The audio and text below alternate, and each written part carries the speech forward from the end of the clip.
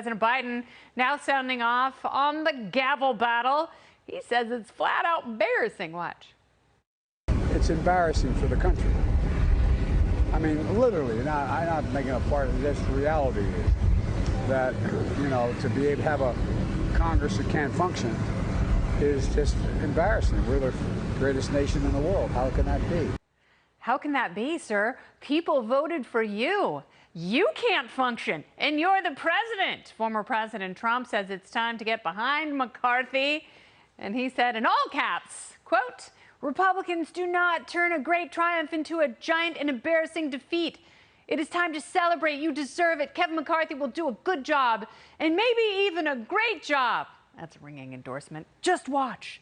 So who are the winners and losers here? Let's break down with tonight's party panel. We have the host of the Guy Benson Show on Fox News Radio. He's the political editor at townhall.com. It's Guy Benson. Yes.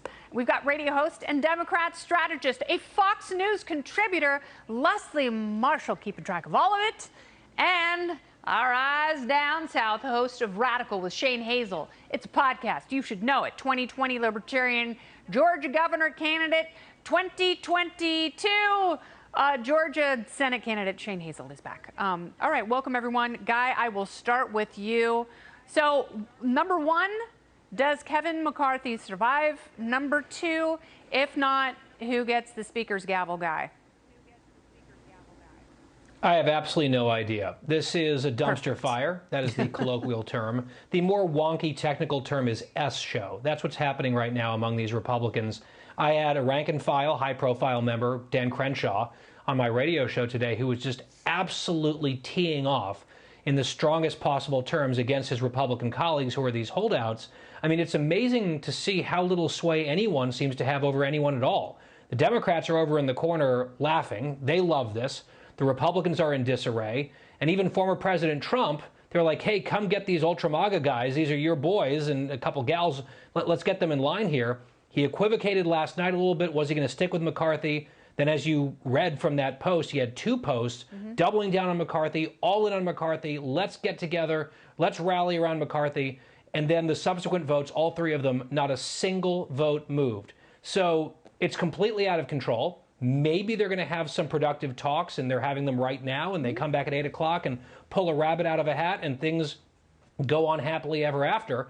I'm skeptical of that, and I think this all could be a prelude of a deeply dysfunctional Republican so-called majority in the House for the next 2 years. Yeah, well, maybe that's why people didn't vote for him, Guy.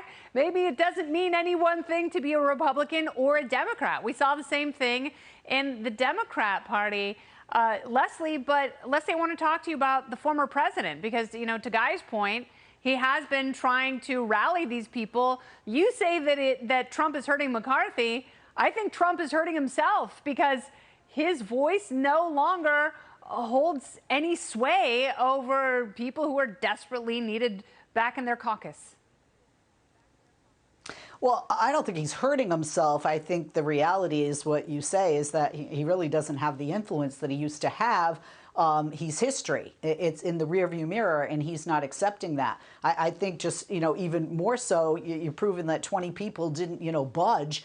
So it didn't help, obviously, McCarthy and his chances, his now 6th degree of separation from the speakership. I have to say, Guy and I don't usually agree, but I was sitting here going, I was saying S-show, and you were taking my words, Guy. You have like all my talking points here. I would agree with them. I mean, look, one, this is an embarrassment for the nation. Two, this is not what the people elected Republicans to do, to take power, take control of the majority of the House, and even with such a slim majority, I want to bring Shane in because but now with this, we're pressed for time, Leslie. Shane, I do think this is what they were elected to do. I don't think enough people do this. Am I wrong here?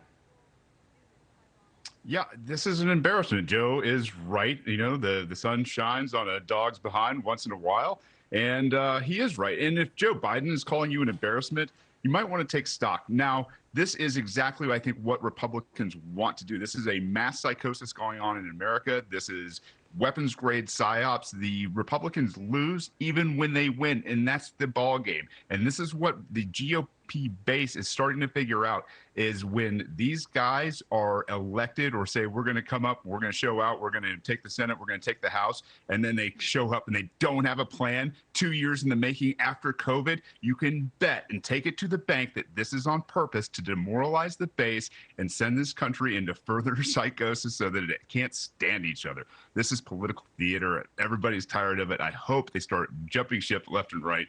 Hey, and by the way, the Libertarian Party is growing like crazy. You guys are all welcome here as long as you don't hurt people and you don't take their stuff, even using government. Thank you very much, Kennedy. It's taking their stuff that a lot of these holdouts have an issue with, because government is getting too big, it's spending too much money, and an establishmentarian like Kevin McCarthy, he's not going to stand up to that. Panel's not going anywhere, lots more to talk about. Well, now let's get back to the growing immigration crisis. Colorado Democrat Governor Jared Polis announcing he will join the governors of Florida and Texas by busing illegal immigrants from his state to sanctuary cities like New York City. He says Colorado shelters are overcrowded.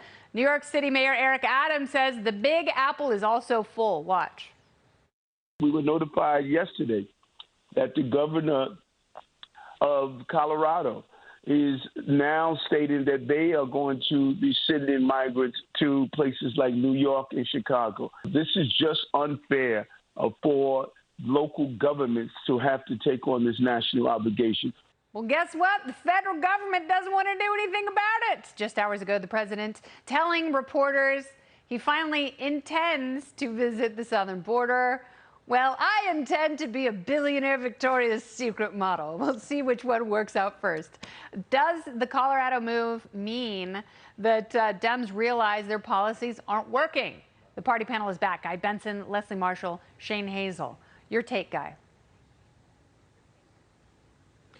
Well, it took the president long enough to at least suggest that he might go down to the border and look at his handiwork.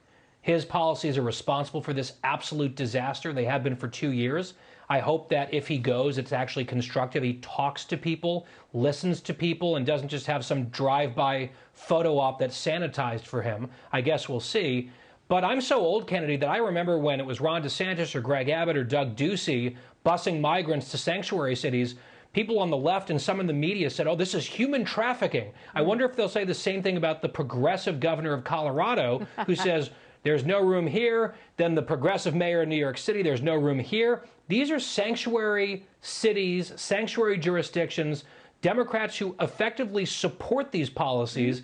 And it's sort of gratifying on some level to watch them squirm. What they should really do is demand that the president and his administration actually do this job. So go ahead and rationalize this for me, Leslie. How is this any different? And obviously there's some pretty hefty RICO violations going on here between Colorado and New York City. Well, one difference is it's not a political circus. I mean, Colorado has a state of emergency, was and still is in a state of emergency for the storm. Texas and Florida were not in state of emergencies. 1. 2, the original people that were being sent out of Colorado were specifically being sent to their final destination, which are where their families are, largely in the cities of New York and Chicago. Not the case in Texas and Florida either. And then lastly, I would say that I'm concerned about, human trafficking and things like that when we see the latest numbers out of Colorado that have escalated after that fact. But I think it's very different here not because it's a Democratic governor, because the motivation is not political. And yes, by the way, Democrats, myself included, have been saying to the president that he should go to the border. And we also have been saying that something has to be done. Try. But Congress has to do something, Kennedy. We have an antiquated asylum system, and both Democrats and Republicans are responsible and guilty of not getting it done for nearly 3 decades. Shane, I think they dissolved Congress tonight. Your thoughts? Maybe, hopefully, if we're all lucky, they dissolved Congress tonight. They spend what, $56 billion a year on DHS. We don't have those guys stopping anybody at the border. We don't have them, rounding up people who are into human trafficking or child pedophilia, any of that kind of stuff. And now the taxpayers are getting fleeced again to move people around. And these are people, and I think a lot of times, these political stunts, we forget that, these are people. I know they came here. They were not invited, but at the same time, it's the taxpayers that are getting fleeced at the border. And then again, to move these people around, tune of $56 billion just for DHS that is now targeting people that they don't agree with, that we're finding out through the Twitter files right now. I got to tell you, the best thing we could do is dissolve Congress and give this decentralization effort a real chance here in the States and get back to something more local, more nullification, and really kind of just let people be as this thing kind of to your point, unwinds I in the don't most know peaceful way. if I agree with your point to the extreme, but I will say the federal government has absolutely failed. They have abdicated their responsibilities. They stand very firm that the federal government is the one that makes immigration laws and policy, and they're the only ones who can enact it, but then they don't do anything about it, and they just assume places like El Paso and Nogales and San Diego are going to absorb everyone, and they physically cannot. You know, the New York City mayor says the inn is full. The inn has been full in these cities for a long, long time, but Alejandro Mayorkas is a bald-faced liar. He lies about the border and what they're doing, and he should resign. I don't have a problem with a lot of them resign. And by the way, I want to thank you all. Guy, Leslie, Shane, fun conversation.